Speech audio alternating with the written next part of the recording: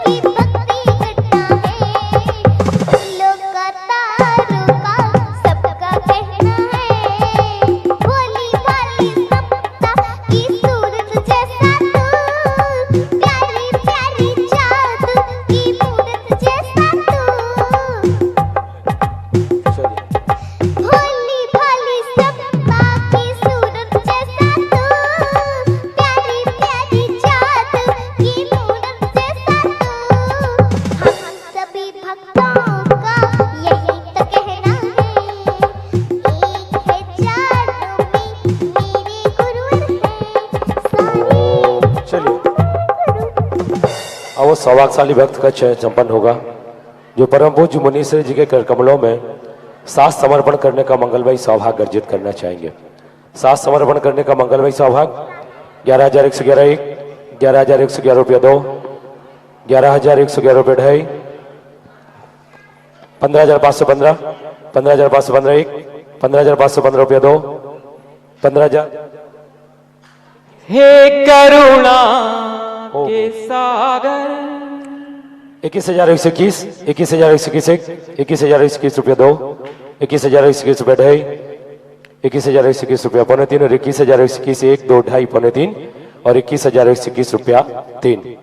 यह मंगलमयी सौभाग्य अर्जित किया है कल जिन्होंने परम पूज्य मुनीश्वर जी के मांगलिक पाद प्रक्षालन का मंगलमयी सौभाग्य अर्जित किया था और अपनी नगद राशि हाथ के हाथ यहाँ जमा की है।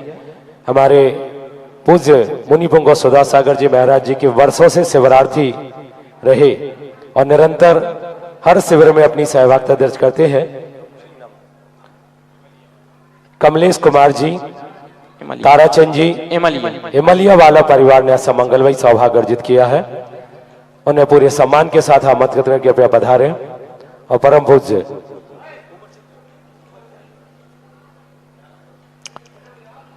हे करुणा के सागर ऐसी करुणा बरसे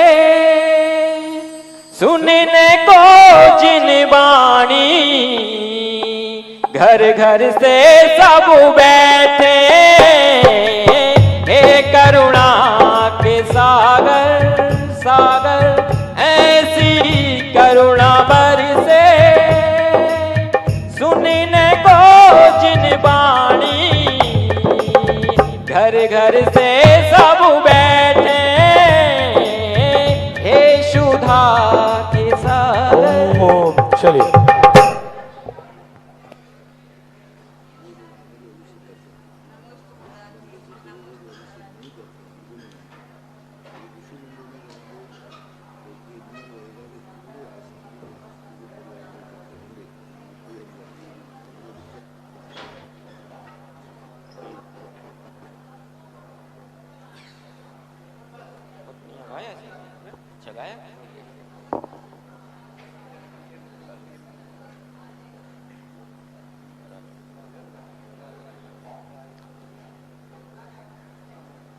चलिए हम सभी अपने कर कमलों को जोड़ेंगे।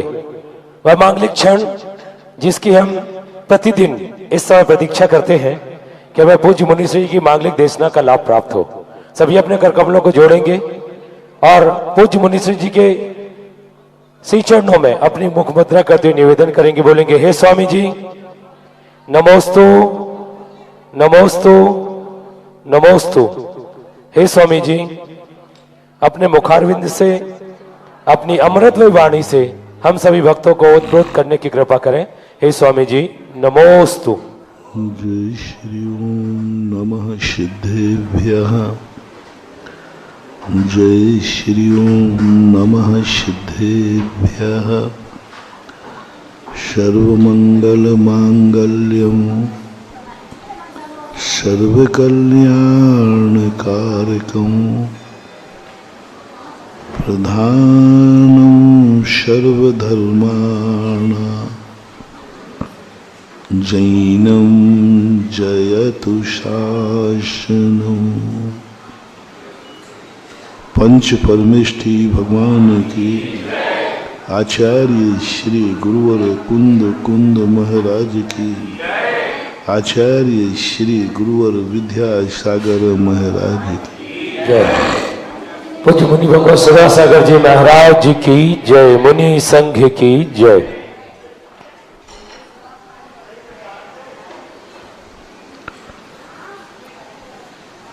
महान व्यक्ति, महाशक्ति, महाभक्ति, महासाधनाएं, महाबलवान, महाज्ञानी, महारूपवान, जहाँ जहाँ महाशब्द लगा रहता है वो महानता का सूचक मानते हैं। जैसे कि राजा के साथ महाराजा कहते हैं। महान का अर्थ यह नहीं है दूसरों पर हुकूमत करना, दूसरों को अपने अधीन करना। वह महानता नहीं कहलाती, वो हिटलर शाही कहलाती, गुंडागिर्दी कहलाती, तानाशाही कहलाती। उसे नीतिकार आताताई कहते हैं। आताताई शक्तियां शक्तिमान तो होती है, उनके पास ताकत तो होती है, लेकिन विनाश करने की। मालिक में और महान आदमी में अंतर होता है। मालिक बनने वाला व्यक्ति दूसरे को गुलाम करता है, अधीन बनाता है। उसका सुख अधीनस्थ व्यक्ति के अधीन। जितने नौकर हैं उतनी बड़ा मालिक है, जितना उसके फॉलोवर हैं उतने ही बड़ा मालिक है, जितने बड़े उसके जय जयकार बोलने वाले हैं वो उतने ही बड़ा है, नमोस्तु करने वाले जितने ज्यादा हैं वो उतने ही बड़ा है। ये सब अच्छे महाराज के लक्षण नहीं है। उसका बड़प्पन किस पे है? जयकारों पर, नमोस्तु पर, उसके हाथ जोड़ने वालों पर, भक्तों पर। जिस भगवान की महिमा भक्तों के अधीन होती है वो भगवान ज्यादा दिन अतिशयकारी नहीं रह पाते, क्योंकि भक्त तो स्वार्थी होता है। जिस दिन स्वार्थ पूरा नहीं हुआ है तो बाबा जी तुम मंदिर में, हम घर में। हमने अच्छे अच्छे क्षेत्र देखे जो बहुत चरम सीमा पर पहुंचे, हजारों लाखों लोग वहां आते थे। आज वहां एक व्यक्ति दर्शन करने नहीं जा रहा। एक यहाँ पर महरौनी के पास में एक पठा था, पठा नाम सुना होगा। हजारों लोग वहां जाते थे। कोई झाड़ा फूकी होती थी, हजारों जाते थे। इतने लोग जाते थे कि पूरे गांव में समाते नहीं थे। छोटा सा गांव है। आज जब वहां महरौनी हम पहुंचे तो वहां से जुड़े लोग आए, बोले महाराज मंदिर में कोई पूजा करने वाला नहीं है, दर्शन करने वाला नहीं है, मंदिर को उठाना है और या इसकी व्यवस्था करो। मैंने कौन सा गांव? बोले पठा। अरे पठा का तो नाम प्रसिद्ध है। स्वार्थियों का स्वेच्छानुसार भक्ति करने वालों का गढ़ था। जिन दिन की स्वेच्छा खत्म हो गई, आज उजड़ गया, उजाड़ हो गया, कोई नहीं जा रहा है।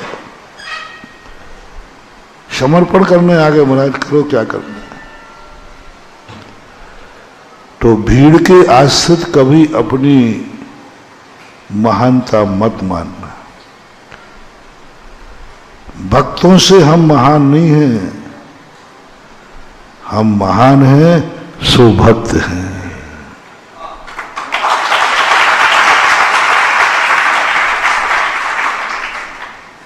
कितने लोग माला फेर रहे हैं इसलिए नमोकार मंत्र महान है?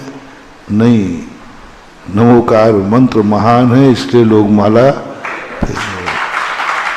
ये तुम्हारे दुकानों में राजनीति में होता है। कौन जीतेगा? बोले बताओ नामांकन पर भीड़ कितनी हुई, उसके प्रचार प्रचारक कितने हैं? उसको देखकर कहते हैं कि ये व्यक्ति का प्रभाव ज्यादा है, लेकिन नीतिगत सिद्धांत ये नहीं है। मैं बड़ा हूं क्योंकि मेरे भक्त इतने हैं, और भक्त कहता है मैं इनका भक्त हूं क्योंकि ये बड़े हैं। मैं बड़ा हूं यदि मुझे अनुभूति में आ गया, देखा मैं कितना अच्छा साधु हूं, देखा मैं कितना प्रभावशाली साधु हूं, देखा मैं कितना महान हूं, देखो मेरी आगवानी कितनी अच्छी की, देखा मैं कितना महान हूं कि हमें इतने चौके लग रहा है, देखो मैं कितना महान हूं कि लोग इतना प्रवचन। यदि यह साधु की अनुभूति में आ जाए, वह साधु ज्यादा दिन तक नहीं टिक पाएगा, उसका पतन। क्योंकि वो महान किसके अधीन मान रहा है? पर के अधीन, तुम्हारी जयकार के अधीन, तुम्हारी भीड़ को देख के मान रहा है। देखा मैं कितना महान हूं, यदि मैं महान नहीं होता तो इतनी भीड़ क्यों आती? मेरे प्रवचनों में दम नहीं होता तो तुम सुनने क्यों आते? मेरे प्रवचनों में दम नहीं होता तो ये 4 चैनल, कोई के तो एक भी चैनल नहीं चल रहा है, और यहां कितने चल रहे हैं? 4। इसका अर्थ है कि मेरा प्रवचन प्रभावशाली है। तालियां मत बजाओ, तालियां मत बजाओ, तालियां मत बजाओ। यही स्थिति यदि साधु की अनुभूति में आ गया, एक दिन वो आएगा कि कोई सुनने वाला भी नहीं रहेगा। साधु इतना निरतिशयकारी हो जाएगा क्योंकि उसको अनुभूति हो रही है पर की। श्रोता सुन रहे हैं इसलिए मेरा प्रवचन अच्छा है, ये वक्ता को अनुभूति हो जाए, डाउनफॉल चालू, अशुभ चालू हो गया। मैंने प्रवचन अच्छा दिया है तभी तो तालियां बजी हैं। तो मेरे प्रवचन अच्छा किसके अधीन हो गया? तालियों के। तालियां तो किराएदार से बजवा सकते हैं, तालियां तो व्यक्ति मोह से भी बजा सकता है। सत्य को ही तालियां बजती हैं ऐसा कोई नियम नहीं। बहुत बड़ा सोच है। चाणक्य ने चंद्रगुप्त को यही कहा, तुम महान हो इसलिए कि तुम्हें लोग सम्राट बना रहे हैं, सारे लोग भारत का सम्राट कह रहे हैं, इसलिए तुम महान हो। क्या तुम्हें ऐसी अनुभूति हो रही है? यदि हो रही है तो जाओ, तुम सम्राट बनने के पहले ही समाप्त हो जाओगे। हमारी महानता पर के अधीन नहीं होना चाहिए। हमारी अधीनता स्वयं की अनुभूति से आना चाहिए, और स्वयं की अनुभूति, ये तो मैंने हिटलर शाही राजा, महाराजा, नेता, ग्रस्त परिवार में भी हिटलर शाही चलती है। देखा किसी की मजाल है जो परिवार में मेरे बिना कोई कदम उठा दे। हाँ, गुंडा के सामने कौन कदम उठाएगा? तुम्हें अनुभूति हो गई, मेरा वो प्रभाव है घर में, कोई मजाल है कि घर में कोई मेरी अनुमति के बिना पत्ता भी हिल जाए। मैंने अपना टेलर ऐसा, कॉलर है, कॉलर महानुभाव, बहुत जल्दी तुम्हारा पतन होने वाला है, क्योंकि तुम्हें अनुभूति हो रही कि देखा कोई घर में कोई पत्ता हिला दे, कोई व्यक्ति कुछ भी, चाहे अच्छा हो चाहे बुरा हो, मेरी अनुभूति के बिना घर में कुछ भी नहीं हो सकता। महानुभाव, समझ लेना तुम्हारे परिवार के मिटने के दिन शुरू हो गए, शुरू हो गया, क्योंकि तुम्हें अनुभूति हो गई मेरे बिना कुछ नहीं हो सकता, कोई मेरी आज्ञा के बिना कुछ भी नहीं कर सकता। महाराज कितनी प्रवचन दे दें मेरे घर में, देखो भाई महाराज आए हैं, और ये महाराज बहुत जिस पर प्रवचन दे देते हैं लोगों के अच्छे के भाव हो जाते हैं, और तुम्हारा व्यक्ति महाराज के आगे पीछे घूम रहा है, कहीं 2-4 करोड़ से 2-4 लाख से नहीं मुड़ जाए।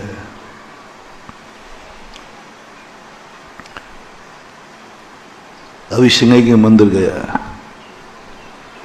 उनने सोची थी महाराज शांति धारा करा दे, तो सबने सोची 11,000 की हो जाएगी।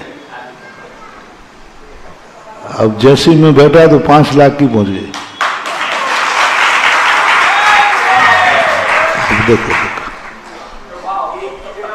अब देखो हमारे बिना करते तो फोकट में कर लेते कि नहीं, 1100 में हो जाती। मुड़ गए, यही तो आप, यही तो तुम्हारी मूर्खानंद हो, फिर भी तुम मुझे ले जाते, मानते ही नहीं। अब ये स्थितियां मुझे अनुभव में आ जाए, देखा मेरा प्रभाव कितना है, देखा मेरा प्रभाव कितना है।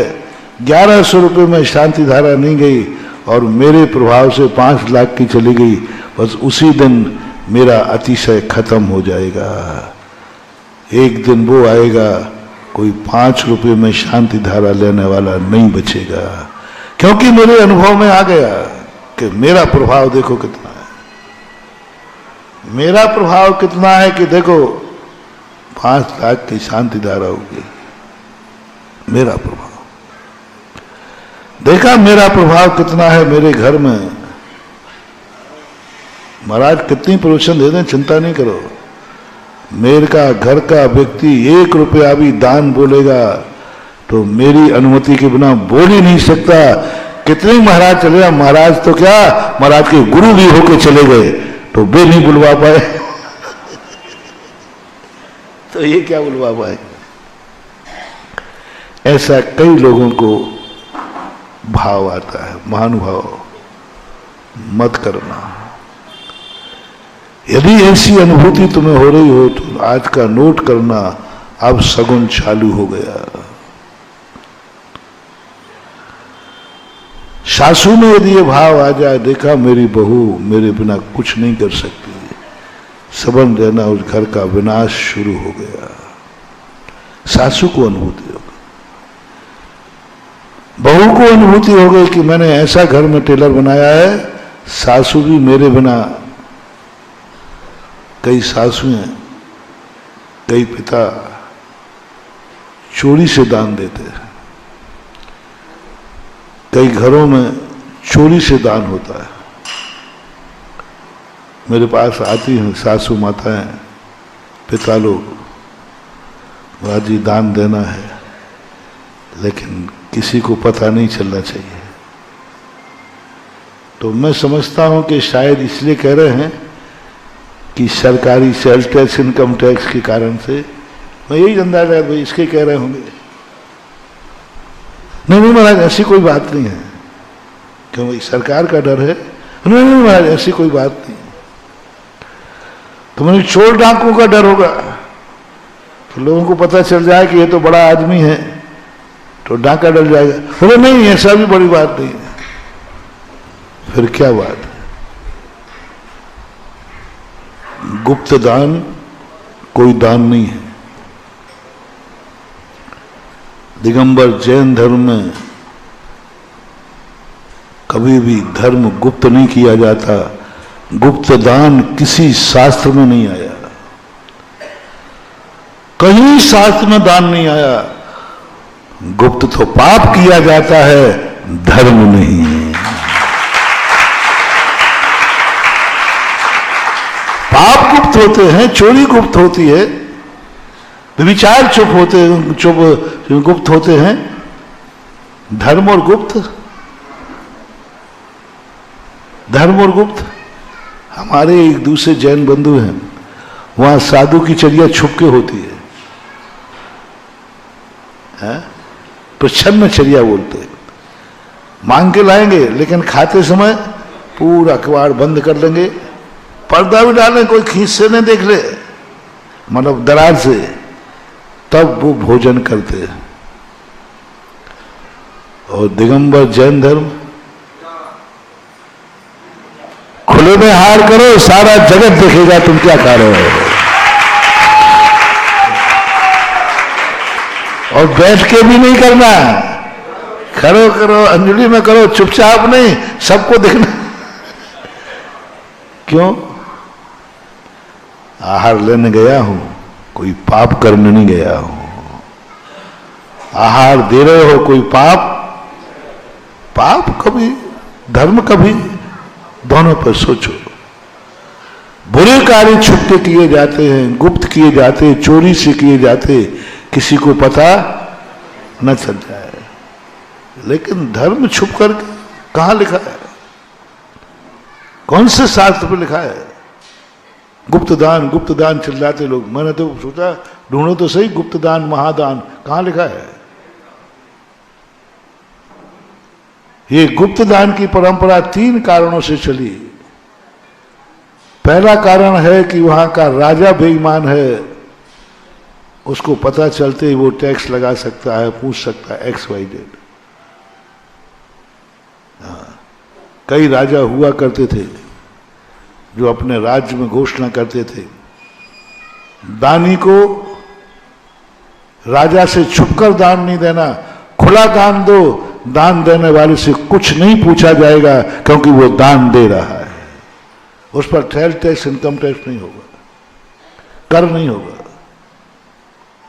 राजा भोज के समय पर दानियों पर टैक्स नहीं था, कोई कर नहीं था, कुछ नहीं पूछा जाएगा। आप ये पैसा कहां दे रहे हैं? दान के लिए, सेवा के लिए, गरीबों के लिए, मंदिर के लिए, कुछ नहीं। कितना भी दान लो, कितना भी करो, दान दे ही रहा है ना, ले तो नहीं रहा। छूट थी। धीरे धीरे राजाओं ने आप लोगों की बेईमानी के कारण दान के नाम से झूठे कागज बनाना, दान के नाम से झूठे ट्रस्ट बनाना, दान के नाम से पूंजी को एडजस्ट करना, सरकार को पता चला, सरकार ने टैक्स लगाना शुरू कर दिया है। आज भारत में धार्मिक ट्रस्टों के नाम से कितने बेईमान ट्रस्ट हैं, सैकड़ों। तो नाम तो धर्मार्थ ट्रस्ट है, लेकिन वहां धर्म का कोई कार्य, मात्र कलम को खर्चा दिखाना। मैंने पूछा, सरकार से पूछा, मैंने सरकारों को फटकारा था एक बार, मैंने कई बार पूछा कि आप लोग ऐसा क्यों करते।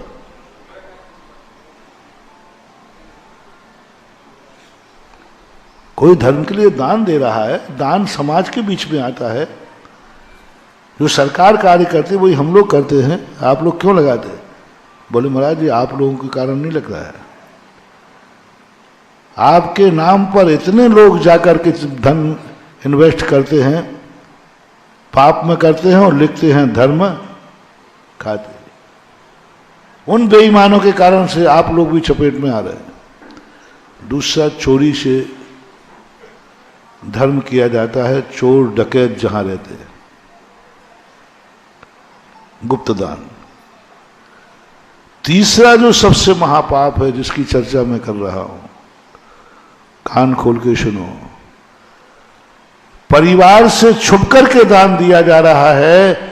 समझ लेना ये परिवार सबसे ज्यादा पापी परिवार है, डाकू से भी ज्यादा, सरकार के नीतियों से भी ज्यादा। तुम्हारे धन का पता चलते ही टैक्स लगा रहा है राजा, वो इतना निकृष्ट नहीं है, क्योंकि टैक्स भी कहीं ना कहीं रिटर्न होके समाज में, और डाकू के द्वारा लगाया जा रहा है। डाकू को पता चला तुम्हारे पास पैसा है, तो वो भी इतना बड़ा पाप नहीं है, क्योंकि डाकू भी जब ही डाका डालने आता है जब वो भी कहीं ना कहीं से मजबूर होता है। डाकू की कहानी तुम लोग पढ़ते हो, ये डाकू कैसे बनते हैं, इनकी कहानी सुनकर के दया आती है। और अंत में कहना पड़ता था, इस परिस्थिति में डाकू नहीं बनता तो फूलन देवी का इतिहास सुना, एक दस्यु सुंदरी हुई है, वो डाकू कैसे बने, रोंगटे खड़े हो जाते हैं। उसको किस तरीके से अत्याचार हुए उसके साथ, उन अत्याचारों से इतना कुचली गई, इतनी कुचली गई कि अंत में उसे डाकू बन करके अत्याचारों पर हमला बोलना पड़ा। कोई डाकू खुशी से नहीं बनता, तो वो कम से कम मजबूरी दूर होती है। लेकिन सबसे बड़ा पाप होता है जब व्यक्ति अपनों से छुप करके दान देता है। तो दान देने वाले को पाप नहीं है, लेकिन जिनसे छुप करके दिया जा रहा है उनका विनाश निश्चित है। उनके डर से छुप करके दिया जा रहा है। एक एक दाने को मुहताज हो जाओगे। सावधान महानुभाव, सासुएं सावधान, बहुएं सावधान, बाप सावधान, बेटा सावधान, भाई सावधान। बहुत करुणा दया करके कह रहा हूं। तुम लोग सोचते महाराज हमारी जिंदगी में अच्छे दिन बने रहें, मेरे पास कोई मंत्र नहीं है, मेरे आशीर्वाद में वो ताकत नहीं है, मैं पीछे भी लगाऊं तो कुछ नहीं होने वाला। पर मेरे पास ऐसे टिप्स हैं कि तुमने यदि स्वीकार कर लिया तो जन्म जन्म तक तुम्हें कभी दर्दता नहीं आएगी, ये मेरा विश्वास है। मंत्र है नहीं, आशीर्वाद है नहीं, लेकिन ऐसे सूत्र हैं, बस एक घोषणा करना है, आज के बाद हमारे घर में दान कोई छुप करके नहीं देगा, डर के नहीं देगा। यदि दादागिरी मत दिखाना, यदि मुझे पता चल गया तो ध्यान रखना, फिर ये गुंडागिर्दी नहीं दिखाना। क्या कहना, लो मैं सारे परिवार के लिए दान पुण्य धर्म के लिए बड़ी करता हूं, और जो जितना दान पुण्य करके आएगा मैं उतना ही ज्यादा उससे खुश रहूंगा। पूरी संपत्ति भी देके आ जाएगा तो मैं गर्व करूंगा कि हमारे परिवार के व्यक्ति ने सारी संपत्ति दान में दी है, कोई जुआ में नहीं हारी है। कितने घर रोड पे आ जाते हैं जुआ से, शेयर करना होते हैं कि नहीं? कितने घर आ जाते हैं शराबखोरी में, शेयर करना। कितने घर आ जाते हैं बुरे व्यसनों के कारण रोड पर, आते हैं कि नहीं? दमोई में भी 10-5 घर हर साल आते हैं, जैन अजनों में सब में, जैनियों में आ जाते हैं। करोड़ों की संपत्ति बेटे की गलत आदत से कर्जे में आ गए, गलत कोई सटोरिया बन गया, कोई शेयर कर ले, कुछ ना कुछ। 2-4 लोग हर साल दिवालिया होते हैं, 2-4 लोग हर साल कर्जे में डूबते हैं, और कर्जे के कारण कई बार सुसाइड भी कर लेते हैं। मैं गर्व करूंगा कि मेरे घर में मैं दिवालिया हो रहा हूं इसलिए कि मेरे भाई ने, मेरे बेटे ने, मेरे पिता ने, मेरी पत्नी ने, मेरी बहू ने, मेरी सासू ने सारी संपत्ति दान में दे दी, इसलिए मैं दिवालिया हुआ हूं। आहा, सोचो कभी किसके कारण दिवालिया है? पाप के कारण तो दिवालिया तुमने भी सुने हैं, हमने भी, लेकिन धर्म के कारण से दिवालिया कौन हुआ? बस मैं संसार में उसी को ढूंढ रहा हूं जो कभी धर्म के कारण दिवालिया हुआ हो। रोड पे घूम रहा हो, भैया क्या बात है? बोले क्या करें महाराज, गुस्से में मत बोलना। वो है ना महाराज, वो आपका भगत बन गया, वो छोरे ने बर्बाद कर दिया, मेरे बाप ने बर्बाद कर दिया। नहीं तो महाराज, मैं उस भाग्यशाली के कारण दिवालिया हुआ हूं जिसमें मेरे परिवार के, मेरे व्यक्ति ने सारी संपत्ति दान में दे दी। तो कैसा लग रहा है? अरे महाराज, आनंद में झूम रहा हूं, रोड पर भिखारी बन के नहीं घूम रहा हूं, नाच रहा हूं। कम से कम जीवन धन्य है कि मैं किसी धर्म के कारण से दिवालिया हुआ हूं। कष्ट तो सबको आते हैं, पाप के कारण कष्ट आते हैं, और कोई कष्ट धर्म के कारण आ जाए, धर्म के कारण आ जाए, बहुत मुश्किल है। यदि ये घोषणा तुमने कर सके, बस ये सोचो, मैं बहुत घबरा जाता हूं। दान तो लेना पड़ता है, मैं गुप्त दान कराता हूं,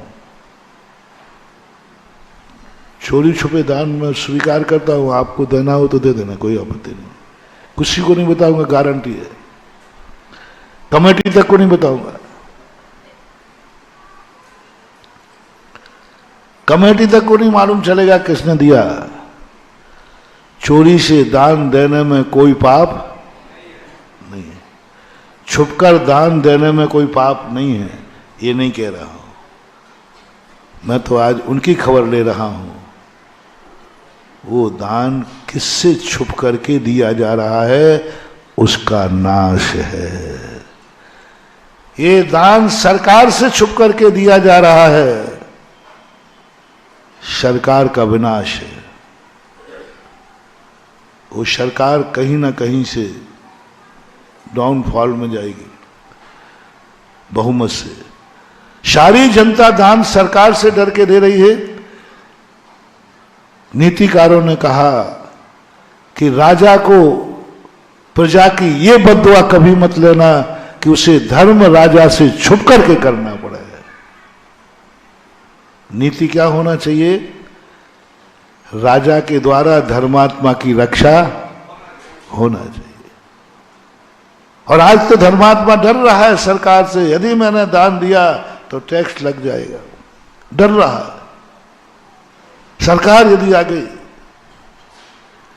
ये बद्दुआ सबसे ज्यादा कलयुग की सरकारों को मिल रही है। मैं सरकार से कहना चाहूंगा, आप नकली टेस्टों को पकड़िए, आप शक्ति बरतिए, लेकिन उन बदमाशों के कारण सच्चे दानियों की बद्दुआ मत लीजिए कि वो दान आपसे छुप करके ले। खुला ऐलान करो, जो व्यक्ति परमार्थ के क्षेत्र में जितना दान देना चाहे दे, मैं उस पर कोई टैक्स, क्योंकि परमार्थ से दिया हुआ दान अंत में आता तो पब्लिक के पास ही, पब्लिक के पास। और ये घोषणा, यदि किसी ने नकली पाया गया तो उस पर खूब पेनल्टी लगाओ, उसको कड़ी सजा करो। नकली ट्रस्टों पर, नकली दान में, एडजस्ट में जितनी पेनल्टी लगा सको लगाओ, लेकिन सच्चे दान को मुक्त। सच्चा राजा वो कहलाता है। डाकुओं से मेरा कहना है, डाकू बुरे नहीं होते। राजा पहले डाकू लोग पालते थे, नीति है, एक नीति है। 72 कलाओं में एक कला है, हर राजा को अपने राज्य में डाकू रखना चाहिए। अर्थशास्त्री डाकुओं को बुरा नहीं मानते, नीति है।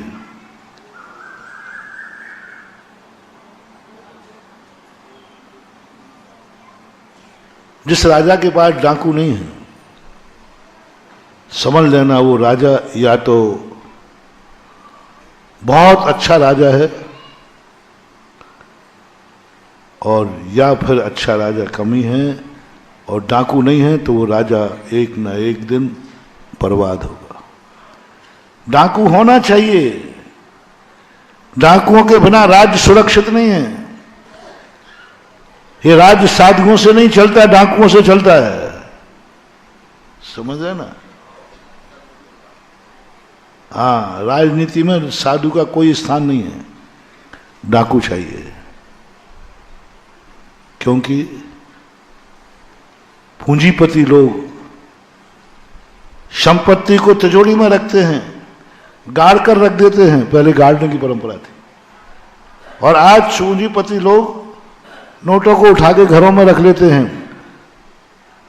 और पूंजी बाजार में कैसे लाएं? सरकार ला नहीं सकती, क्योंकि उनकी एडजस्ट है, क्या बोलते हो, सेटिंग। प्रभावशाली लोग हैं, किसकी मजाल है कि उनके छापा पाड़ दे। पार्टियों को लाखों करोड़ों रुपया दे रहे हैं, वो छापा क्यों पाड़ेंगे? छापा क्यों पाड़ नहीं पाड़ देंगे। अब वो पैसा करोड़ों अरबों रुपया पड़ा हुआ रखा है, सरकार ला नहीं सकती, क्योंकि प्रभावशाली व्यक्ति है। वो स्वयं ला नहीं सकता, क्योंकि कंजूस खोपड़ी है। अब कौन लाएगा उसको बाजार में? जल्दी बोलो ना, और थोड़ा जोर से। इसका अर्थ है डाकू होना चाहिए ना। इकोनॉमिक्स का सिद्धांत है कि डाकू उस छुपी हुई संपत्ति को बाजार में लाता है जो संपत्ति कभी बाजार में आने वाली नहीं थी। और डाकू कभी अपने पास रखता नहीं, क्योंकि डाके का माल है। बोले तुरंत आगे पड़ते में जो सोना गड़ा गड़ा, एक पीढ़ी निकल गई, 2 पीढ़ी निकल गई, 3 पीढ़ी निकल गई, और सोने ने, डाकू ने उस हंडे को उठा करके बाजार में 50% में बेचा। सोना बाजार में आ गया, काम में आ गया। डाकू कितना उपकारी है।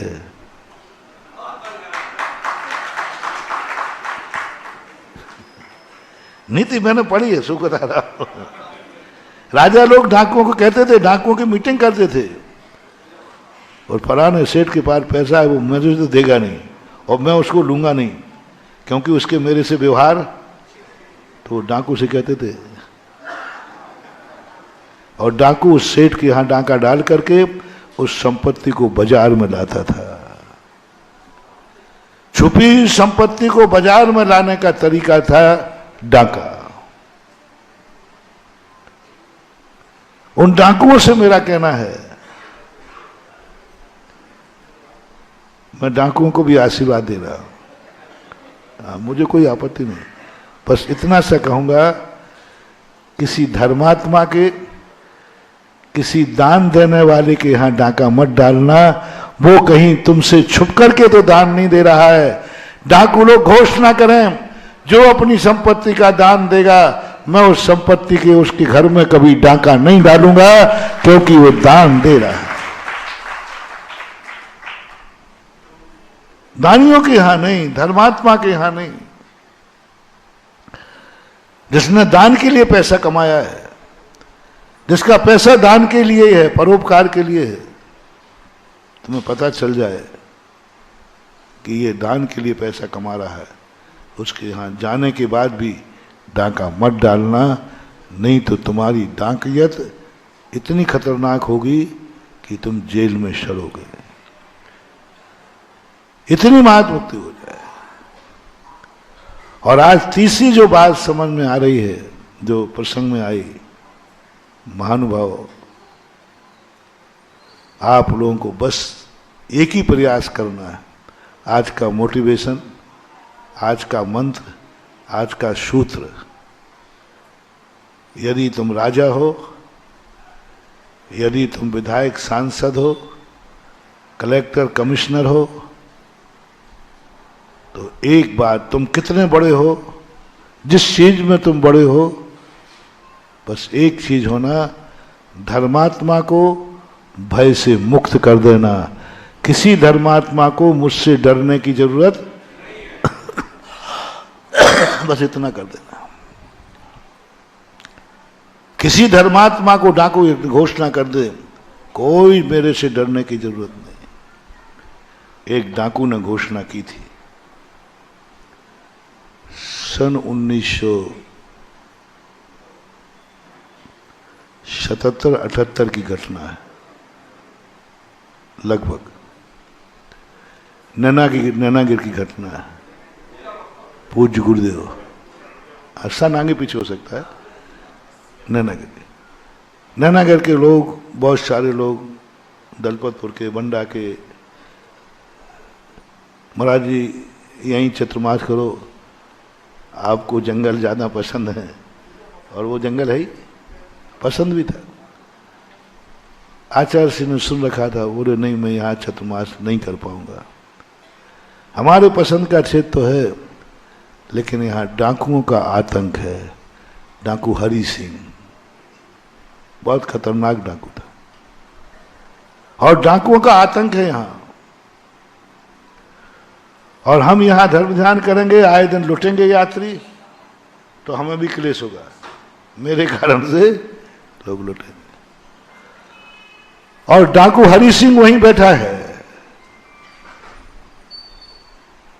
कुर्ता पजामा पहन के आपके साथ में, और वो आया था लूटने के लिए। महाराज आए हैं तो सेठ लोग जरूर आएंगे, महाराज आए हैं तो वैसे तो बनिया यहां आएंगे नहीं अब महाराज आएंगे तो सेठ लोग आएंगे, और पूरी गैंग की साथ तैयारी से आया था कि महाराज के पास दलपतपुर, बंडे आदि के सेठ आएंगे और इनको हमें अपहरण करना है। वो अपहरण करने के लिए आया था, किसी सेठ को उठाने आया था। जैसे ये मंदिर से बाहर जाएंगे, उसको क्या कर लेंगे, अपहरण कर लेते थे। और जैसे क्या गजब का, देखो, जैसे ही आचार्य महाराज ने कहा कि नहीं मैं चतुर्मास नहीं कर पाऊंगा क्योंकि यहाँ डाकुओं का आतंक है। होनहार देखना, बुरे लोगों में अच्छाई कैसे छुपी रहती है, कैसे बुरे लोगों में भी कोई ना कोई अच्छाई है। उसको ऐसी टीस लगी, एक साधु साधना का स्थल मात्र मेरे कारण छोड़ रहा है।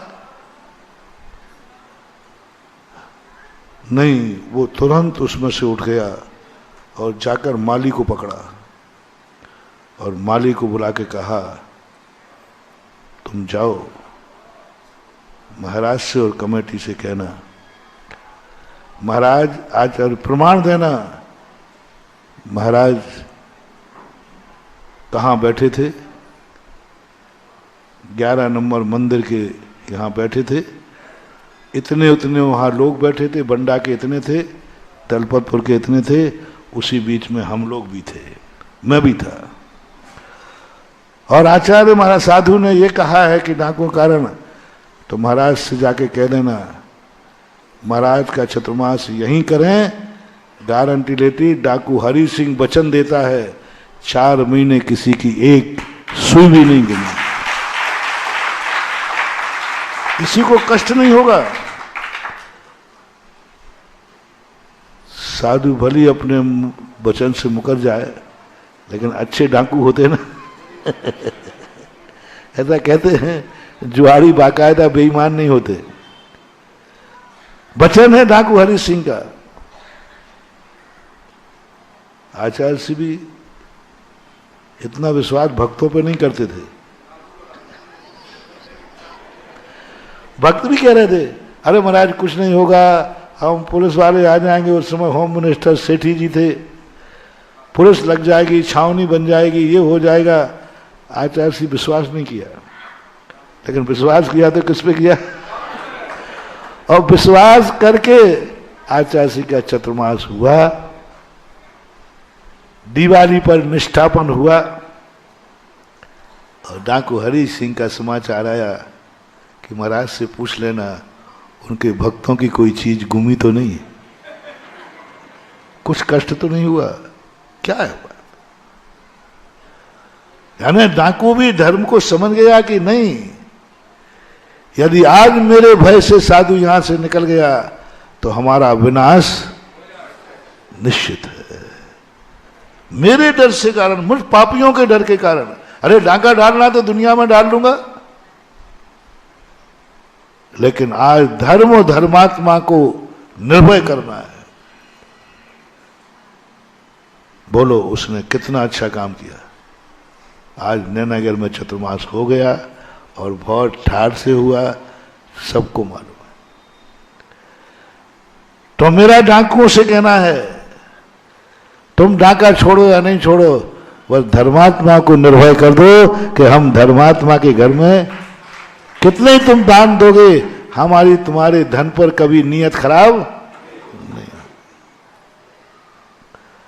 अब आपके घरों को मैं कहना चाहता हूं, जो सबसे बड़ा पाप है, आज घर के हर बड़े आदमी को, महान आदमी यदि तुम हो, तो बस एक ही बात पर ध्यान रखो, कहीं कोई तुमसे डर के धर्म छुप के तो नहीं कर रहा है। वो तो करेगा, वो तो छुप के कर रहा है, तो धर्म ही तो कर रहा है। महिलाएं सोना जाके दे देती हैं, किसी को बताना मत। यदि बहू को पता चल गया तो रोटी बंद हो जाएगी।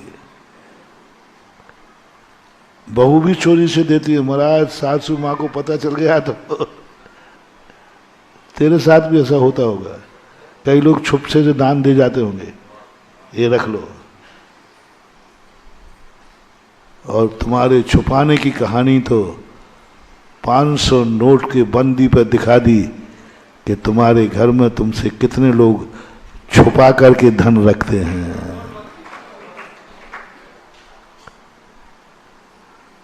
छुपा के धन रखा जा रहा है, किनसे छुपाया जा रहा है, किनसे छुपाया जा रहा है। झूठ नहीं बोलो तो आपसे पूछ लो, घर में अटैचियों में, अलमारियों में ताले लगे हैं, किसके लिए? झूठ बोले कौआ काटे।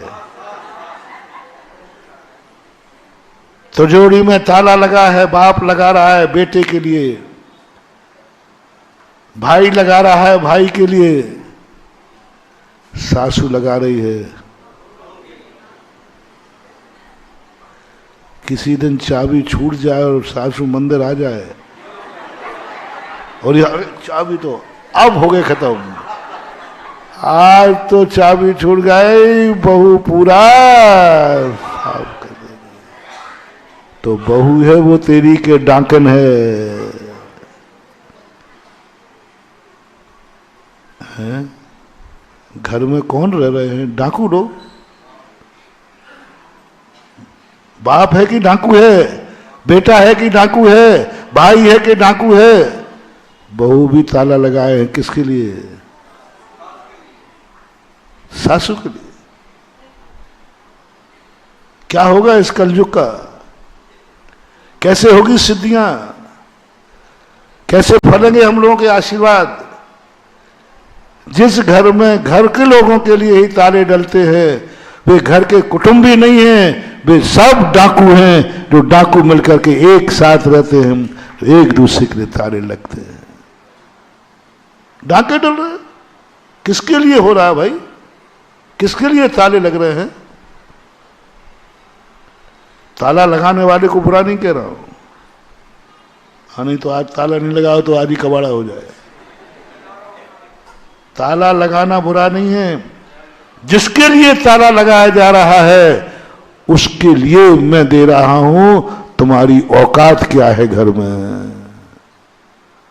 जिसके लिए लगाया, बाप ने ताला लगाया, बेटे को सावधान रहना है, कहीं ये ताला मेरे लिए तो नहीं लग रहा है। यदि मेरे लिए लग रहा है तो मैं पिता की दृष्टि में बेटा नहीं हूं, डाकू हूं। बेटा ताला लगा रहा है बाप के लिए तो बाप नहीं है, वो डाकू है। सासू को सोचना है कि बहू मेरे कारण, मेरे लिए तो ताला नहीं लगा रही है। यदि लगा रही है तो सासू मां नहीं है, डाकन मां है। सासू को, बहू को सोचना है कि सासू मेरे लिए ताला लगा रही है कहीं। यदि लगा रही है तो उस घर की बहू नहीं है, तो गांव की फूलन देवी की भी बाप है, डाकू है तू, क्योंकि सासू ने तुझे ताला लगाया है। मैं अपने भक्तों से कहना चाहूंगा, दुनिया में नहीं, मेरा भक्त कम से कम घर में डाकू बन के मत रहना। मेरा बेटों से कहना है, बाप का डाकू बन के मत रहना। बापों से कहना है, बेटा के डाकू बन के मत रहना। सास बहू से कहना है, डाकू बन करके नहीं रहना। तुम गुरु भक्त हो, तुम जैन श्रावक हो, तुम्हारे प्रति घर का व्यक्ति इतना अविश्वास करे कि तुम्हें ताला लगावे, इससे बड़ा चुल्लू भर पानी में डूब के मर जाना श्रेष्ठ है, लेकिन घर के डाकू बनना श्रेष्ठ नहीं। और ये हो रहा है या नहीं? घर घर की कहानी है। ये पंचम काल का सबसे बड़ा दोष है। धन है, दौलत है, लेकिन शांति नहीं। धन है, दौलत है, मन में शांति नहीं। शांति नहीं, क्यों शांति नहीं? कि घर में डाकू रह रहे हैं, शांति आएगी कहां? बोलो, अपने पता चल जाए कि यहां आज डाकू आया है तो घर में शांति रहेगी क्या? शांति कैसे पूजा होगी? घर में तो डाकू को छोड़ के आए हो। कैसे पूजा होगी? डाकू को छोड़ के आए हो, मन बना हुआ है। बस आज मैं हर घर में ये चाहता हूं, व्यक्ति अपना इतना विश्वास जीत ले कि सासू तिजोरी की ताला लगा के बहू को चाबी देकर जावे। कैसा होगा राम राज्य? कैसा होगा चौथा काल? घर में चौथा काल। जब अपने गुरुदेव आचार्य श्री चौथे काल के थे तो अपन उनके भक्त चौथे काल के क्यों नहीं बन सकते? बोलो अपने गुरुदेव कैसे थे? आज तक चौथे काल की उपमा मिली है तो किसको मिली? पूज्य गुरुदेव को। सब लोग कहते थे आचार्य नहीं है, उनको कोई पंचम काल का कहने का साहस ही नहीं करता था। उनकी तो हर चर्या में ऐसा गुरु अपन को मिला है, ऐसे गुरु को अपन ने दर्शन किए हैं, ऐसा गुरु दमोह में कई बार आया है, ऐसा गुरु कुंडलपुर में कई बार चातुर्मास किया है। तो क्या आप लोग चौथे काल के नहीं बन सकते? आपका घर में पूज्य गुरुदेव के आहार भी हुए, आहार नहीं हुए हो तो कोई बात नहीं, दिए तो होंगे, दिए तो होंगे, नहीं दिए होंगे तो कम से कम आहार देखा तो होगा, देखने का मौका तो क्यों ना ऐसी छवि को देखकर कहें हमारा घर चौथे काल का घर है। बोले क्यों? हमारे घर में घर वालों को एक दूसरे को ताले नहीं लगते, ताले लगते हैं तो डाकुओं के लिए लगते हैं, दुश्मनों के लिए लगते हैं, परिवार के लिए डाका नहीं लगता, परिवार के लिए ताला नहीं लगता। बहू ताला लगा, मैं ताले की मना नहीं कर रहा हूं, लेकिन ताला लगा के चाबी ताला लगा कर चाबी बाप और बेटा लगा के घर के हर सदस्य को दे दे। अरे वो देश था हमारा, वो समाज थी हमारी, जब घर का ताला लगाकर पड़ोसी को चाबी दे के जाते थे।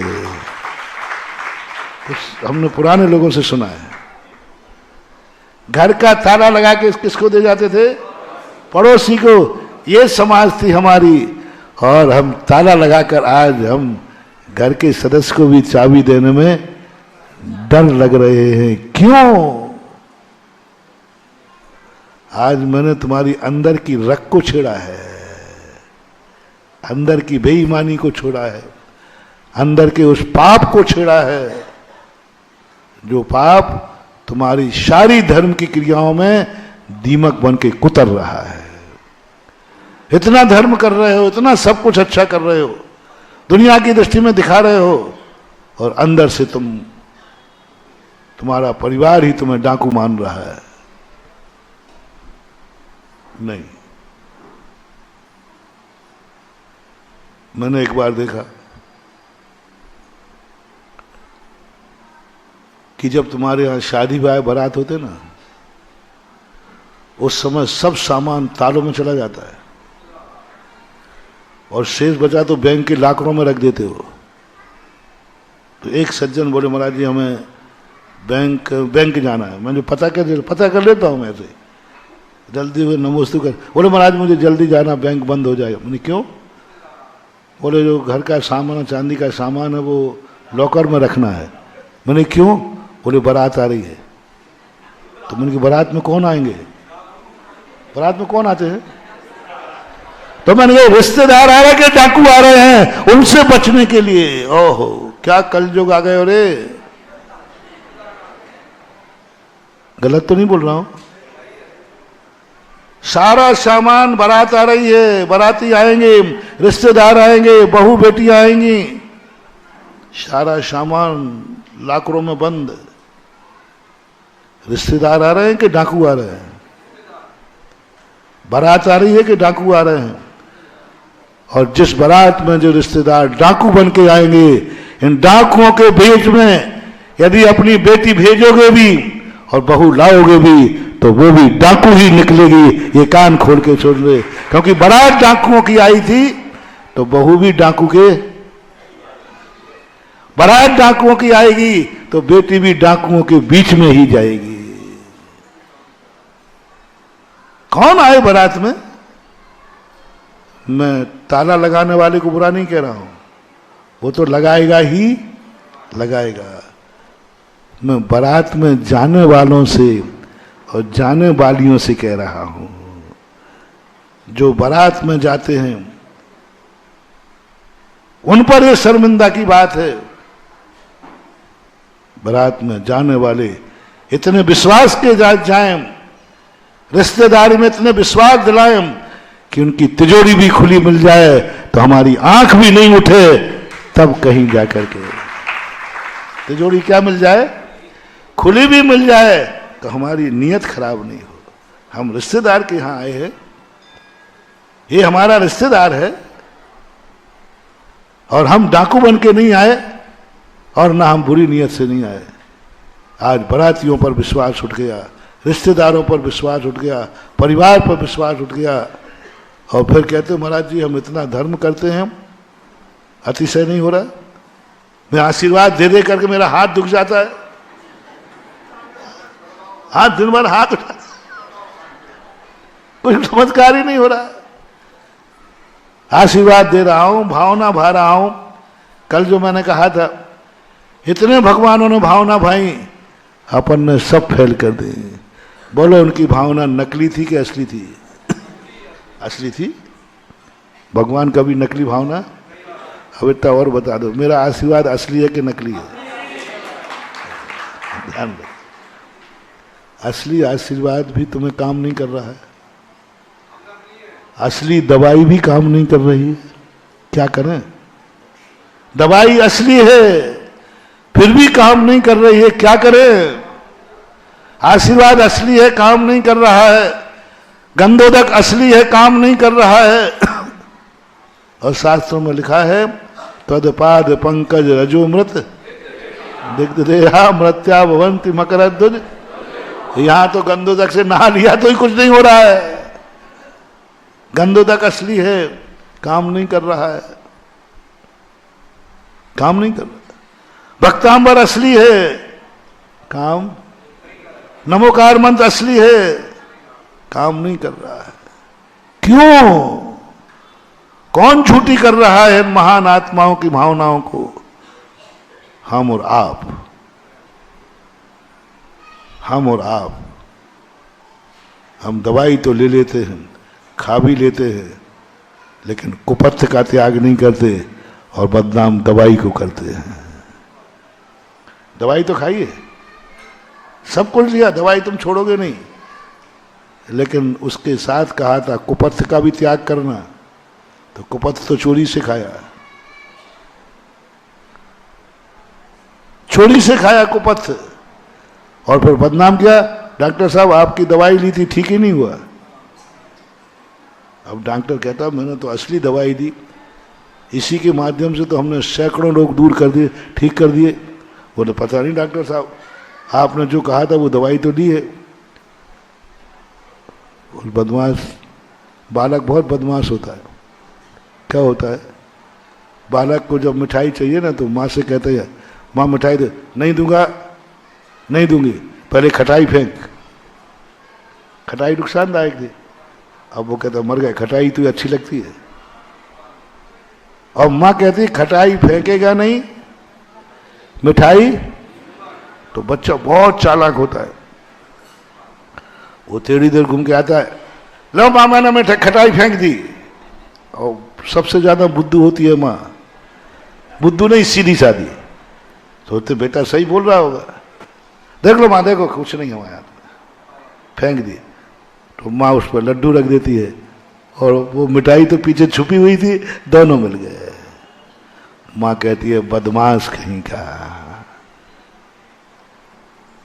ये मैंने कोई बच्चे का उदाहरण नहीं दिया है,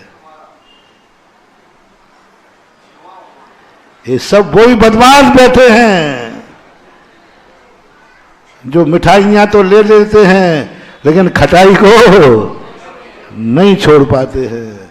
और फिर बदनाम किसको करते हैं? भगवान। अपन लोग सब भगवान को बदनाम करते, धर्म को बदनाम करते। हम कुपथ्य नहीं छोड़ पा रहे और दवाइयां खाए जा रहे हैं। कभी दवाई खा और बदनाम फिर हम दवाई को करते। ये नहीं कि मैंने कुपथ्य किया था, दवाई तो ठीक थी, है और रहेगी। वही वाला पत्नी वाला उदाहरण याद है? बोलो भूख पूजा के साथ मिटना चाहिए या भूख लगना चाहिए? और भूख तो लग रही है, भूख तो लग रही है। अब सिद्ध वहां क्या करना है? हाँ, तू सही कह रही है, मंदिर में अतिशय तो नहीं है। आप लोगों का मंदिर 2 मिनट में छूट सकता है। आप बिल्कुल बैठे ही हो। धर्म की क्रिया कितने लोगों ने छोड़ दी, बैठे ही है, क्योंकि आपकी इच्छा पूरी हो नहीं रही। तो सामने वाले ने कहा क्या हुआ? महाराज बड़ी बड़ी बातें करते थे शांति धारा की, क्या हुआ? बोले कुछ तो हुआ नहीं। लो लाख रुपया और चले गए। ओहो, नहीं बता पाओगे तुम, धर्म छोड़ दोगे। और सही व्यक्ति होगा तो वो कहेगा देखो ये दवाई की गलती नहीं है, मैंने छुप करके जो कुपथ किया है उस कुपथ के कारण से दवाई बदनाम हुई है। भगवान बदनाम हो गया, इनकी भावनाएं पूरी नहीं होती है। संसार को सुखी करने की भावना भाई थी, ये सुखी नहीं हुए। बैर की भावना भाई थी, भाई भाई लड़ रहे हैं। तुरंत अपने मन में आएगा भगवान झूठा, भगवान की भावनाएं झूठी, ये धर्म कर्म से कुछ भी नहीं होता, ये तुरंत आ जाएगा। तुम नहीं देख पाओगे कि हम क्या कर रहे हैं। तुम नहीं देख पाओगे कि हम घर में ताला, हमारे लिए कान खोल के सुन लो, कितने ही हार दे देना, कितने ही पूजा कर लेना, कितने ही धर्मात्मा बन जाना, यदि तुम अपने घर में तुम्हारे लिए कोई ताला लगाता है तो तुम्हारी सब पूजाएं डाकू की पूजा है, धर्मात्मा की नहीं। अब डाकू की पूजा का फल कितना होता है, फैसला आपके हाथ में। पहले ये देखो घर के डाकू तो नहीं हो तुम, बाजार के डाकू नहीं, दुकान के डाकू नहीं। दुकान के डाकू को तो मैं जमानत दिलवा दूंगा, चिंता नहीं करना। बाजार में तुमने कहीं डाका फाका डाल लिया हो तो सुन रहे हो ना, बाजार के डाकू हो तो भी जमानत है। सरकार में डाका डाल रहे हो तो भी कहीं ले दे करके छूट जाते हो। लेकिन मैं आज करुणा दया करके कह रहा हूं, बस घर के डाकू मत बनना, घर में डाकू मत बनना। कहीं कोई तुम्हारे लिए ताला तो नहीं लगा रहा है। आज का सबसे बड़ा मंत्र, और यदि ये मंत्र तुम्हारा सिद्ध हो गया तो इतना धर्म करने की जरूरत ही नहीं है, थोड़े से धर्म में ही तुम्हारा काम हो जाएगा। घर के डाकू मत बनो। ताला लगाने वाले को बुरा मत कहना, ध्यान रखना, उसको तो ताला लगाना ही, क्योंकि अपनी संपत्ति बचाएगा कि नहीं। जिसके लिए ताला लगाया गया है बर्बादी उसकी है, ताला लगाने वाला बर्बाद नहीं होगा। छुप करके दान देने वाला पाप नहीं है, जिससे छुप करके दिया जा रहा है वो उसका विनाश है। वो तो छुप के दे रहा है, बल्कि छुप के दान देने में और लगेगा। परिस्थितियां अनुकूल नहीं है, घर में झगड़ा टंटा है, फिर भी पट्टा दान देने का। फिर मैंने सोचा ये चली कैसे परंपरा, गुप्त दान से महादान।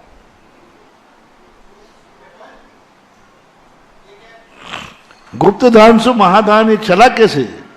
फिर मुझे जब सोचा कि देखो उसने किन परिस्थितियों में दान दिया, पता चल जाता तो कलह हो जाती।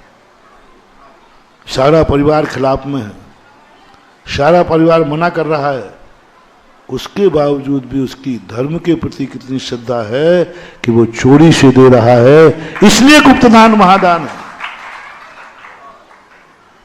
सरकार से छुप के दे रहा है, देखो सरकार का डर है, फिर भी कहते जो होगा सो अब तो देते हैं, इसलिए गुप्तदान में पुण्य ज्यादा है।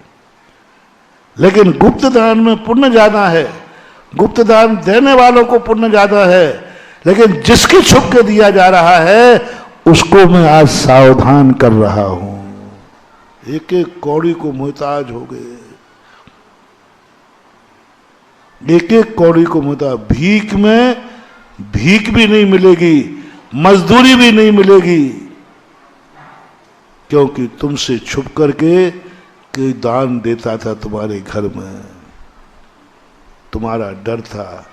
तुमने ऐसा टेलर बना रखा था, घर के मुखिया थे तुम, मेरे बिना कोई 1 रुपया नहीं बोल सकता। आज घर के मुखिया हो, कल भिखारी बनोगे, भीख भी नहीं आएगी। कई लोग कहते महाराज हम क्या करें, इतनी मेहनत करते हैं फिर भी कुछ, मजदूरी करते हैं तो भी मजदूरी को कोई नौकरी करना चाह रहे, कोई नौकरी नहीं दे रहा है, नौकरी करना चाहते हैं नौकरी नहीं दे रहा, मजदूरी करना चाहते हैं मजदूरी नहीं दे रहा, व्यापार करना चाहते हैं व्यापार की ताकत ही नहीं है। कुछ नहीं महानुभाव, तुम्हें वो अभिशाप लगा हुआ है, किसी व्यक्ति ने तुमसे छुप करके दान दिया था क्योंकि तुम्हारा उसको डर था। उन गुंडों की बात नहीं कर रहा हूं जो लूटते हैं, उन गुंडों की बात कर रहा हूं जो घर में ऐसा हैदर दिखाते हैं कि उनके बिना कोई दान नहीं दे सकता क्योंकि घर के वो मुखिया है। आपने देखा होगा पुराने समय में होता था, पता नहीं क्या होता है, शादियों में 7 वचन लिए दिए जाते थे, उनमें एक वचन, तुम मेरे स्वामी होगे, तुम्हारी आज्ञा के बिना मेरी जिंदगी का कुछ भी नहीं होगा, मैं आज्ञा तुम्हारी मानूंगी बस धर्म कार्य को छोड़ करके। जो मुझे बताया गया मुझे मालूम नहीं है, मैंने सोचा क्यों, ओहो अब पता चलता है कितना बड़े पाप से बचा लिया उसको, और तुम्हें कितने बड़े पाप से बचा लिया। एक नारी तुम्हारे चंगुल में आ रही है, तुम्हारे अंडर में आ रही है, तुम्हारे घर में आ रही है, तुम उसके मालिक होगे, लेकिन ये नारी तुम्हें बर्बाद कर देगी, ये नारी तुम्हें बर्बाद कर देगी यदि तुमने धर्म कार्य में तानाशाही दिखाई तो। धर्म करने में तुमने दिखाई कि मैं तेरा पति हूं, मंदिर जाएगी तो पूछ कर जाएगी, दान देगी तो पूछ कर देगी, कोई भी पूजा करेगी तो पूछ के करेगी क्योंकि मैं तेरा। यदि ये अहंकार तुम्हें आ गया तो यही नारी तुम्हें इस योग बना देगी, कल के तुम पुरुष बनने लायक भी नहीं रहोगे। इसलिए शादी के समय वो पंडित क्या करता है, बहुत बड़े अभिशाप से बचा रहा है। बोलो, धर्म कार्य में मेरी अनुमति लेने की जरूरत नहीं है, धर्म अपना स्वतंत्र है। राजा श्रवण तीर्थंकर कैसे बनेगा पापी जीव, महाराज के गले में सांप डाला, नरकों में पड़ा और तीर्थंकर बनेगा। कहां पड़ा है अभी, कितना बड़ा पापी था महाराज के गले में। बस एक नियम था बिंबिसार का, राजा सनक का एक ही नियम था महारानी चेलना से, मैं तुझे धर्म कार्य में कभी बाधक नहीं बनूंगा। चाहता तो राजा था, पति भी था और वो अन्नमतावलंबी था, बौद्ध था, रानी को डंडे के बल पर भी कर सकता था, जेल में डाल देता, कुछ भी करता। मेरे राज्य में तुम दूसरा धर्म नहीं पालोगी और मेरी पत्नी हो, जो मैं करूंगा वो करना पड़ेगा। राजा शरण कहता है, वचन दिया उसने। और महारानी चेलना ने जब पाणी ग्रहण की बात हुई, अपहरण करके लाया था वो, तो उन्होंने कहा अपहरण तो तुमने कर ही लिया है, अब मैं किसी के लायक तो रही नहीं,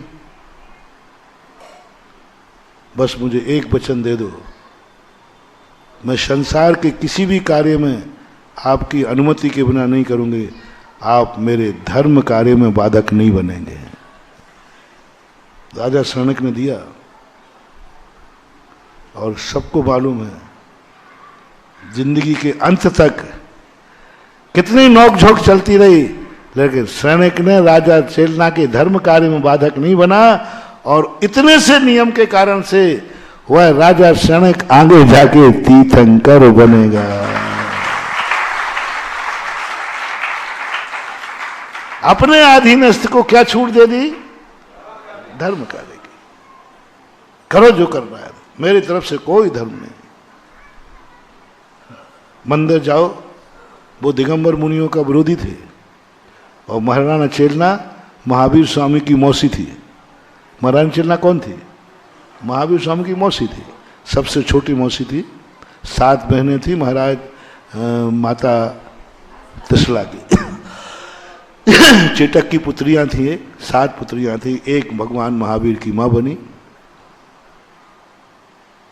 धर्म पाला जिंदगी भर, और बिल्कुल कट्टर विरोधी था शरणक दिगंबर मुनियों का, दिगंबर धर्म का। वो बौद्ध धर्म को मानते थे, लेकिन एक के कारण जिंदगी भर के सारे पाप माफ हो गए कि उसने अपने अधीनस्थ को धर्म में कोई बाधा, धर्मात्मा पर हुकूमत नहीं चलाई उसने, जिंदगी भर धर्म किया। पूरी कहानी तुम्हें मालूम है। क्या आज भी आपके घरों में ऐसा हो जाए तो तुम भी भली कुछ नहीं कर पाओ, तीर्थंकर भली नहीं बन पाओ, लेकिन तीर्थंकर के भक्त जरूर बनोगे, उनका दर्शन जरूर, क्योंकि हमारी जिंदगी में ऐसी है। इसलिए महान आत्माओं का अपनी चर्चा चली थी, कल भी महान आत्माओं की बात कही थी कि महान आत्माएं जगत के कल्याण की भावना भाते हैं, लेकिन जगत का कल्याण क्यों नहीं होता? उनकी भावनाएं झूठी क्यों हो जाती हैं? क्योंकि हम उनकी इच्छानुसार नहीं चलते, उनको अपनी इच्छानुसार चला। एक कोड़ है, एक दीमक है। आज महान आत्माओं का स्वभाव बताया, बड़े का नहीं, हिटलर का नहीं, गुंडे का नहीं, महान का। महान में और बड़े में अंतर। हिटलर तो बड़ा भी हो सकता है, लेकिन महान कौन है? तुम यदि महान हो तो एक बात देख लो, कोई धर्मात्मा तो तुमसे नहीं डर रहा है, कहीं वो धर्म से वंचित तुम्हारे डर के कारण तो नहीं रह रहा है। और उसकी कहानी मैंने घर से सुना दी। आज सबको अपने एक दूसरे जिन जिन की ताले लगे हैं, उनके सब पैर छू के कहना है बहुओं को सासू से, ए जगदम्बा मैं नियम लेती हूं, मैं नियम लेती हूं, कभी तुम्हारी रखी हुई वस्तु पर नियत खराब नहीं करूंगी। बस मेरे लिए डाका, मेरे लिए ताला मत लगाना। मैं डाकन बन के नहीं रहना चाहती हूं, मैं तुम्हारी बहू बनकर रहना चाहती हूं। ऐसे ही सासू कह देवे, बहू मेरे लिए ताला मत लगाना, तेरी तिजोरी में क्या रखा है मैं कभी फूटी आंख से भी उस तरफ नहीं देखूंगा। देवरानी जेठानी से, जेठानी देवरानी से, भाई भाई से, बेटा भाई से, और हो सके तो किसी बारात में जाने के पहले कह देना, हम बाराती आए हैं, हम बाराती आए हैं, आपके रिश्तेदार हैं, सोना चांदी लॉकर में रखने की जरूरत नहीं, खुले रखिए, हम आपके बाराती हैं। दुर्भाग्य तो 2 मिनट का एक और याद आ गया, कैसा कलयुग आ गया। ओह, कहने में लज्जा आ रही है, लेकिन जो होता है उसे कहना। साधु का पड़घान हो रहा है, चौका लग रहा है। सभी कमरों में ताले लगाए कि नहीं? देख लो उस तिजोरी में ताले लगाए कि नहीं। और जितना बड़ा महाराज आएगा उतने घरों में ताले ज्यादा लगेंगे, क्योंकि देखने वाले ज्यादा आएंगे। बोलो, तुम आहार देखने गए हो, हुआ है ऐसा?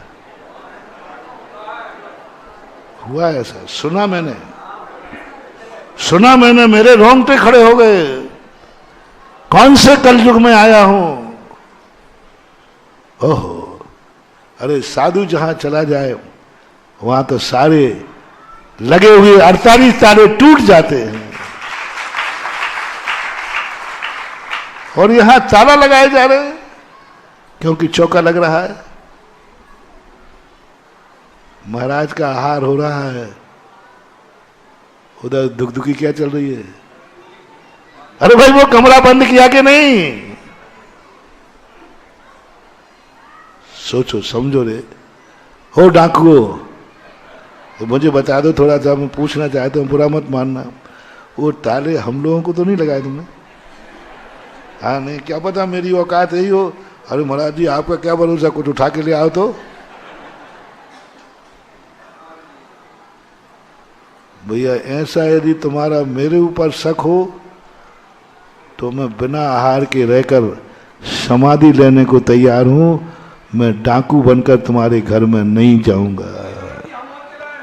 सुनो, पूछने में कोई बाधा नहीं है, पूछने से आत्म बोला, झूठ मत बोलना। साधु के लिए लगाए नहीं, मुझे विश्वास है पंचम काल का कैसे भी साधु क्यों ना हो, श्रावक के आहार लेने जाएगा, साधु बन के ही जाएगा, डाकू बन के नहीं जाएगा। और खास तौर से मेरे पूज्य गुरुदेव का जो हम लोगों को आशीर्वाद दिया, उन्होंने दीक्षा मुझे साधु बनने की दी है, सवाल ही नहीं उठता। अरे वहां क्या जाएंगे तुम्हारे यहां चोरी करने? यहीं लाखों चलते हैं, उन्हीं पर आंख नहीं उठाता है, वहां क्या चोरी करने जाएंगे? यहीं लाखों करोड़ों चलते हैं, कितने चलते देख तो लो। है अपने पूज्य गुरुदेव, हम लोग जहां बैठते हैं वहां लाखों करोड़ों चढ़ते हैं, गिनती नहीं रहती। मशीनें आती हैं, जब उन्हीं पर नियत खराब नहीं हुई तो भक्त की तिजोरी पर क्या नियत खराब हो गई?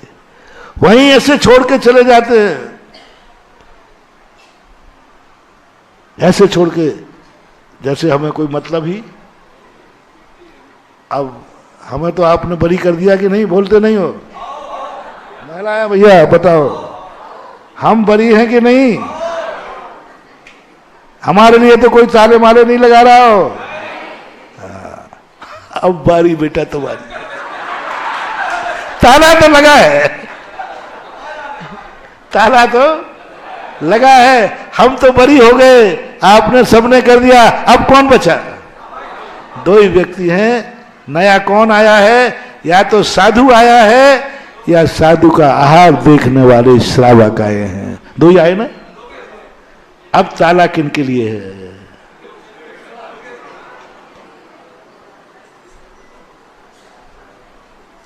तुम नहीं सही, तुम्हारे साथी सही। काश्मीर से कन्याकुमारी तक भारत तुमने किया या तुम्हारे भाई ने किया, बदनाम तो ये हुआ है कि साधु को देखने वाले आएंगे, हार पता नहीं कहां हाथ मार दें। महानुभाव, इतना कम से कम आप धर्मात्मा बन जाओ कि जब हम साधु का हार देखने गए हैं, वहां की सोने क्या 3 लोग की भी जन्नत पड़ी होगी, हम उसे आंख उठा के भी नहीं देखेंगे। मात हम महाराज का आहार देखने गए हैं,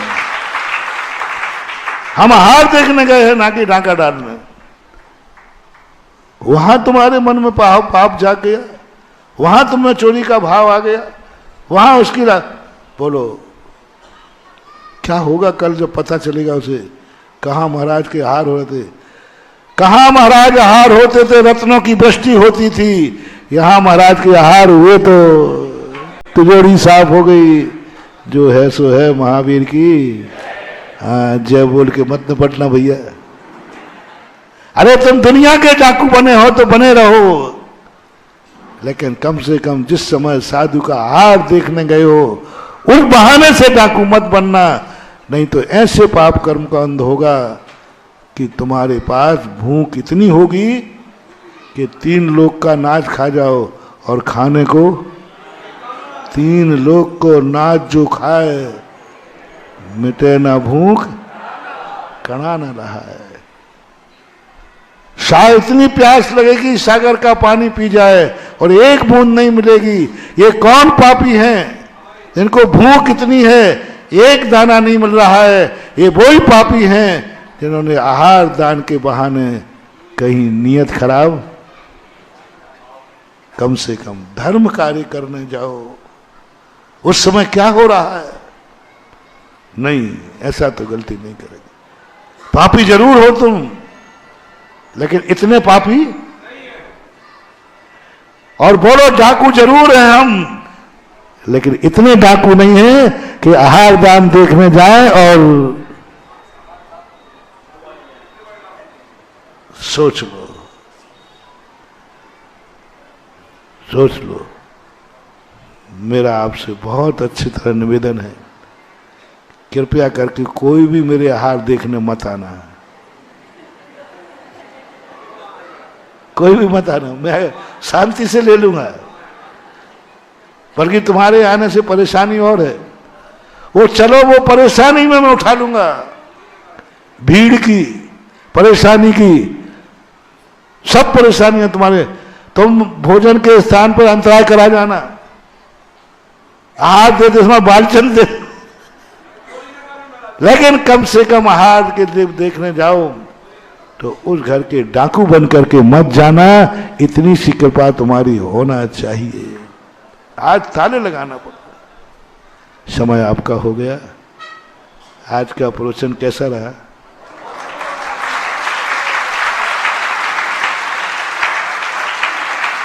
है ना अंदर का दीमक? है ना हमारे वृक्ष को खोखला कर रहा है ना बड़े आदमियों की भावनाओं को जो मिथ्या कर रहा है? कौन? हमारी खुद की नियत। समय आपका पूरा हुआ। महावीर भगवान की जय। भगवान की देव 1.5 घंटे 2-2 घंटे बैठे हैं पर किसी की पलकें झप। इस कार्यक्रम की पुण्यार्चक थे श्री पारस चंद जी जैन, रिटायर्ड न्यायाधीश, श्रीमती पुष्पलता जैन, पुत्री एवं दामाद श्रीमती प्रतिभा चौधरी, श्री रविंद्र जी चौधरी, दोहित्र श्री यश चौधरी, पुत्री एवं दामाद श्रीमती प्रियंका, श्री पुष्पेंद्र जी जैन, अमेरिका, दोहित्री पीयू परावी, पुत्री एवं दामाद श्रीमती प्रीति जैन, श्री आशीष जी जैन, पुणे, दोहित्री प्रांजलि जैन, प्रमिति जैन, पुत्र एवं पुत्र वधू श्री प्रभात जैन, श्रीमती वर्षा जैन, पौत्र अनंत जैन।